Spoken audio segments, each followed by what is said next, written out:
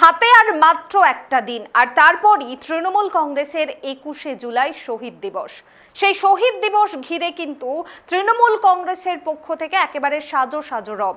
প্রত্যেকটা জেলা থেকে আজকে থেকে কিন্তু ইতিমধ্যে রওনা দিয়ে দিয়েছেন তৃণমূল কংগ্রেসের কর্মী সমর্থকরা। ঠিক সেই রকমই চিত্র দেখা গেল উত্তর দিনাজপুর জেলার রায়গঞ্জেও। রায়গঞ্জের তৃণমূল কর্মী সমর্থকরা ইতিমধ্যেই কিন্তু রওনা হচ্ছেন 21শে জুলাই শহীদ দিবসে যোগ দেওয়ার জন্য।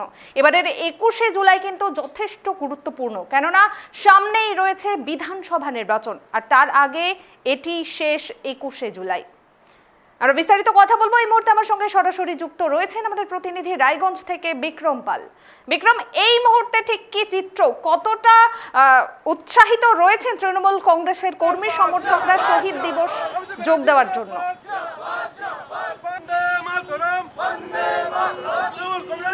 একদমই কুরানি, আমি রয়েছি রায়গঞ্জের যে বিধায়কের সমাধান অফিস রয়েছে, রায়গঞ্জের বিধায়ক কৃষ্ণ কলোনি, সেই বিধায়কের সামনে এসেছি। কার্যকর্তারা এসেছে।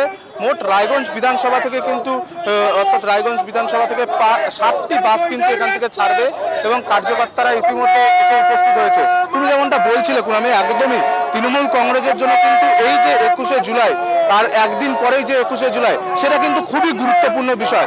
কারণ যে 26শে ভোটের আগে কিন্তু এই লাস্ট তাদের কিন্তু 26শে ভোট, আর এক বছর হাতে কয়েক মাস বাকি, এবং তার আগে কিন্তু এই যে 21শে জুলাই খুব গুরুত্বপূর্ণ বিষয়। সব কার্যকর্তা থেকে শুরু করে নেতারা, তারা কিন্তু একটা বিষয়ে দেখছে, যারা যাচ্ছেন তারা একটা কথাই বলছেন যে মুখ্যমন্ত্রী মমতা বন্দ্যোপাধ্যায় কি বার্তা দেয় এই 21শে জুলাই মঞ্চের থেকে।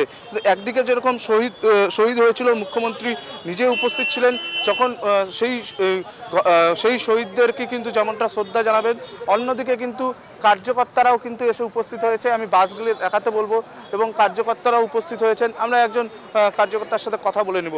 এই শহীদ দিবসে যাচ্ছেন, এবার তৃণমূলের জন্য তো এটা খুব গুরুত্বপূর্ণ এই 21শে জুলাই, কারণ সামনেই বিধানসভা নির্বাচন। কিভাবে দেখছেন? আমরা খুবই আশাবাদী। আমরা জানি আমাদের তৃণমূল কংগ্রেস এই রাজ্যতে চিরস্থায়ী হবে এবং আমাদের মমতা ব্যানার্জির আদর্শে অনুপ্রাণিত হয়ে আজকে আমরা শহীদের স্মৃতি স্মরণে রায়গঞ্জ বিধানসভা কেন্দ্র থেকে সর্বোচ্চ সংখ্যক মানুষ সেখানে শহীদদের উদ্দেশ্যে তাদের বেদিতে শ্রদ্ধার্ঘ্য অর্পণ করবে, এটাই আমরা আশা করছি। এবং এই শ্রদ্ধার্ঘ্যের মাধ্যমে আগামী 26শে যে ইলেকশন, তাতে আমরা খুঁটি পুজো করে ফেলেছি অলরেডি, এবং আমরা আশাবাদী 26শে আমাদের জয় জয়কার হবেই হবে। অবশ্যই মুখ্যমন্ত্রী কি বলেন সেই বার্তাটা তো অবশ্যই থাকছে। হ্যাঁ, অবশ্যই মুখ্যমন্ত্রী আগেই আমাদের বলে দিয়েছেন, এবং এটা একটা তার সূচনা পর্ব আমরা বলতে পারি। তার মাধ্যমে মানুষের যে সাড়া দেখা যাচ্ছে, তাতেই আমরা বুঝে যাচ্ছি 26শে ফলাফল কি হবে, এবং আমরা বিজেপিকে যে তাদের ভিত ছাড়া করতে পারবো, এই বিষয়ে আমরা একদম নিশ্চিন্ত। একদমই, দেখো তারা কিন্তু বলছেন যে তারা আশাবাদী, এবং পাশাপাশি মুখ্যমন্ত্রী কি বার্তা দেয় এই 21শে জুলাই নিয়ে, সেটা কিন্তু খুবই গুরুত্বপূর্ণ। কারণ সামনেই 26শে নির্বাচন, তার আগে এই শেষবারের মতন কিন্তু অর্থাৎ এই 26শে ভোটের আগেই কিন্তু একবার এই লাস্ট 21শে জুলাই। এবং আমি বাসগুলি দেখাতে বলবো, সারি সারি বাস রয়েছে, প্রায় 7টি বাস রয়েছে রায়গঞ্জ বিধানসভা থেকে। রায়গঞ্জ শহর কতজন যাচ্ছেন? উত্তর দিনাজপুর জেলা থেকে কতজন তৃণমূল কংগ্রেসের কর্মী সমর্থক যাচ্ছেন শহীদ দিবসে যোগ দেওয়ার জন্য? দেখো প্রত্যেকটা বিধানসভা থেকে কিন্তু 7 থেকে 8টি করে বাস যাচ্ছে। এবং আমরা দেখেছি আজকে সারাদিনই আমরা দেখিয়েছি যে বিভিন্ন জেলার কিন্তু কার্যকর্তারা পৌঁছে গিয়েছেন এবং তারা কিন্তু রেস্ট নিচ্ছেন। এবং স্বাভাবিক ক্ষেত্রেই উত্তর দিনাজপুর থেকে আজ কিন্তু উত্তর দিনাজপুর জেলার বিভিন্ন প্রান্ত থেকে কিন্তু তারা কিন্তু যাচ্ছে। চোপড়া থেকে শুরু করে ইটাহার, সব জায়গা থেকেই কিন্তু কার্যকর্তারা ইতিমধ্যেই রওনা দিয়ে দিয়েছেন। এবং যেমনটা বলছিলাম, প্রত্যেকটা বিধানসভা থেকে কিন্তু তারা কিন্তু বাস ছাড়ছেন। কোনো বিধানসভায় 4টি বাস, কোনো বিধানসভায় 5টি বাস। যেটা আমরা জেলা সভাপতি কানাইলাল আগরওয়ালের থেকে জানতে পেরেছি, খুব যত এই বছর মানে অর্থাৎ 21শে জুলাই যতবার হয়েছে, যত সংখ্যক লোক যায়নি এই 21শে জুলাইয়ে, তার থেকে কিন্তু এবছরও কিন্তু প্রচুর পরিমাণ লোক কার্যকর্তা নিয়ে কিন্তু তারা কিন্তু 21শে জুলাইয়ের উদ্দেশ্যে রওনা দিবেন। এবং স্বাভাবিক ক্ষেত্রেই আর কিছুক্ষণের মধ্যে কিন্তু এই বাসগুলির শুভ উদ্বোধন করবেন কৃষ্ণ কল্যাণী, এবং কার্যকর্তারা ইতিমধ্যেই আসছেন একে একে এবং ধীরে ধীরে কিন্তু বাসে উঠছেন।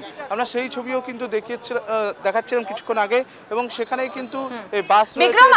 কয়েকজন তৃণমূল কংগ্রেসের কর্মী সমর্থক যারা যাচ্ছেন শহীদ দিবসে যোগ দেওয়ার জন্য, তাদের সঙ্গে কথা বলার চেষ্টা করো, তারা কি বলছে? একদমই একদমই আমি আরো কথা বলবো, কার্যকর্তাদের সাথে আরো কথা বলবো। নাম? আমার নাম কৌশিক বাগচি।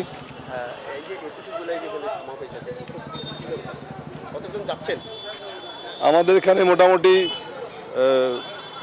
প্রায় 7খানা গাড়ি আছে, বিভিন্ন অঞ্চল থেকে এগুলো যাচ্ছে। লোকজনের মধ্যে উৎসাহ প্রচুর আছে। 21শে জুলাই নিয়ে একটা আবেগ আমাদের বরাবরই আছে। যাই হোক, আমরা সবাই সামিল হতে যাচ্ছি। 26-এর আগে এই 21শে জুলাই তৃণমূল কংগ্রেসের জন্য খুবই গুরুত্বপূর্ণ বিষয়, সামনেই নির্বাচন রয়েছে এবং সেই বার্তা কি বার্তা দেয় সেটাকে তো অবশ্যই শুনবেন। এবং আপনারা কি মনে নিয়ে যাচ্ছেন, মানে কি বলতে পারেন মুখ্যমন্ত্রী, বা আপনারা 26-এ কিভাবে লড়াই করবেন?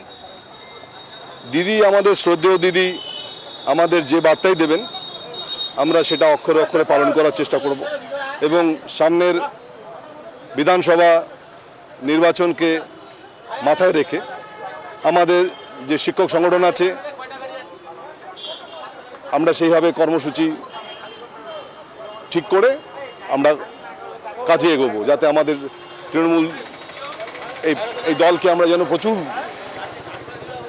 ভোটে যেন জেতাতে পারি। একদমই দেখো, একদিকে যেরকম শিক্ষক সংগঠনের তরফ থেকে এসেছে, অন্যদিকে কিন্তু কার্যকর্তা তারাও কিন্তু এসেছে। শিক্ষক সংগঠনের তরফ থেকে ধন্যবাদ কিন্তু বলা বিক্রম। হচ্ছেন যে খবরের দিকে আমাদের নজর রয়েছে, তৃণমূল কংগ্রেসের 21শে জুলাই অত্যন্ত গুরুত্বপূর্ণ, সামনে রয়েছে বিধানসভা নির্বাচন আর তার আগে এটি শেষ 21শে জুলাই। এবারে কিন্তু রেকর্ড সংখ্যক ভিড় হবে বলেই জানাচ্ছে তৃণমূল কংগ্রেস।